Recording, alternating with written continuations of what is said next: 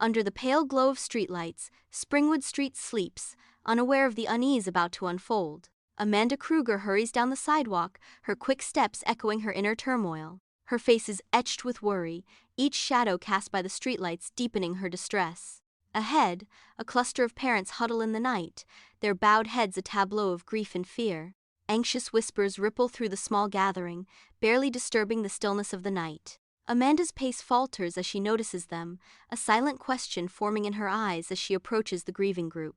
Eerie shadows stretch and dance as dim light spills through the basement windows of the Krueger residence. Amanda cautiously descends the creaky wooden steps, each footfall a prelude to the nightmare below. In the gloom, Freddy, a gaunt janitor with a disturbingly gleeful smile, plays with a group of children. Their laughter echoes unnervingly in the confined space, a sound that chills the blood.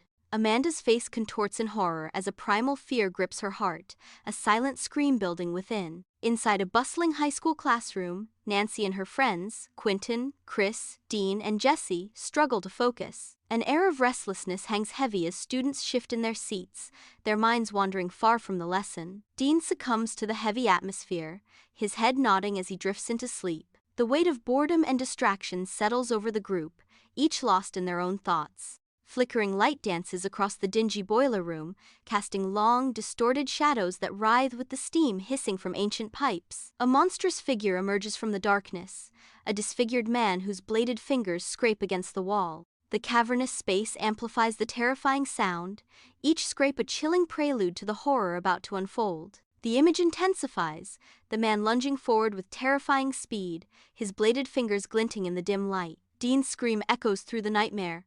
Ah!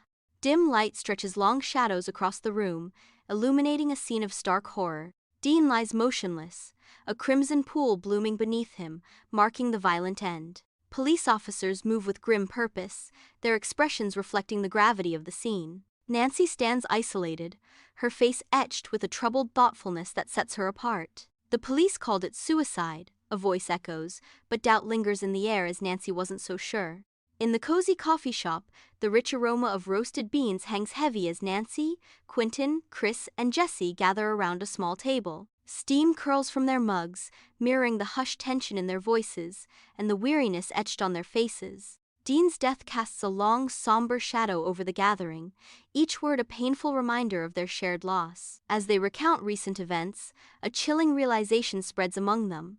Each has been haunted by strikingly similar nightmares. In the suffocating darkness of a nightmare alley, Freddy appears, his burned face contorted in a sinister smirk. "Come on, Chris. I have got a surprise for you." Freddy's voice echoes, his bladed glove flashing menacingly. Chris stumbles and falls, rough brick tearing at her hands as she tries to escape the looming horror. She jolts awake, screaming, heart pounding, only to find fresh cuts blooming on her arm, confirming the nightmare's gruesome reality. Chris bolts upright in bed, a scream dying in her throat, sheets tangled around her like a suffocating shroud. Her eyes dart wildly around the room, searching for the nightmare that still clings to the air. She clutches her chest, each ragged breath a desperate attempt to anchor herself in reality. The memory of Freddy's razor claws remains, an icy phantom touch on her skin. With trembling hands, she lifts her pajama top, a dread-filled question in her eyes. 3 angry red scratches blaze across her stomach, a horrifying echo of the dream's brutal assault. In the sterile confines of the police station, Nancy and Quentin face a weary detective, their desperation palpable. "You have to believe us. Freddy is real," Nancy pleads, her voice trembling with urgency. "He's killing people in their dreams." Quentin reinforces, "It sounds crazy, I know, but we're not making this up.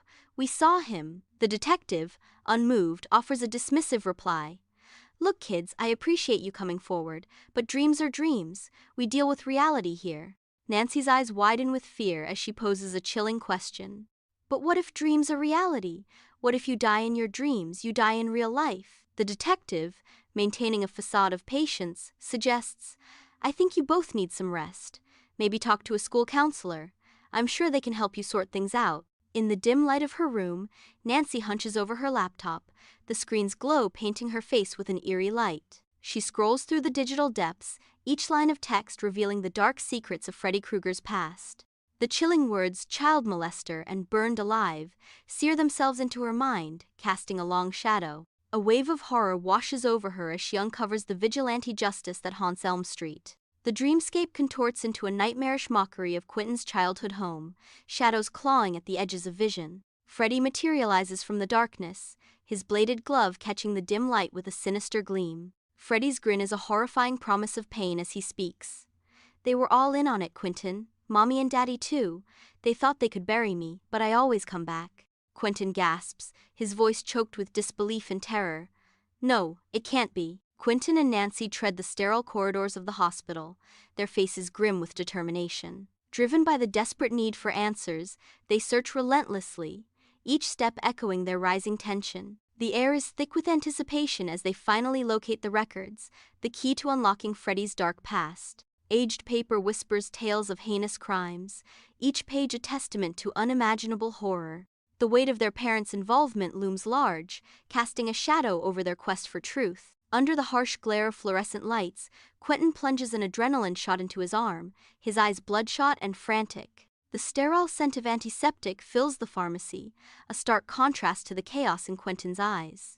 Nancy methodically arranges her equipment, each tool gleaming ominously, a grim arsenal for the battles ahead. Her face is set with determination, a stark contrast to Quentin's desperation. The hum of the lights amplifies the tension, each buzz a countdown to the night's horrors. Each character prepares in their own way for the dream warfare. Nancy steps into the nightmare, immediately overwhelmed by the oppressive heat of the boiler room. Freddy waits, a sinister grin revealing the scarred landscape of his face. A fierce battle erupts, a whirlwind of desperate movements and the harsh clang of metal filling the dreamscape. Summoning every ounce of her strength, Nancy drags Freddy from the twisted dream into the stark reality. Within the deceptive safety of Nancy's home, Freddy appears, his malevolence palpable. A fierce battle ignites as Nancy and Quentin, ready, seize control, bending the dream world to their will. They twist the familiar surroundings, transforming the essence of the dream into a weapon. The very walls seem to shift and contort, turning against their tormentor in a surreal display of power. The first rays of dawn paint Springwood Street as Nancy and Quentin walk away, their exhaustion palpable, relief etched onto their weary faces. The rising sun casts long, stretching shadows, a stark contrast to the palpable sense of escape.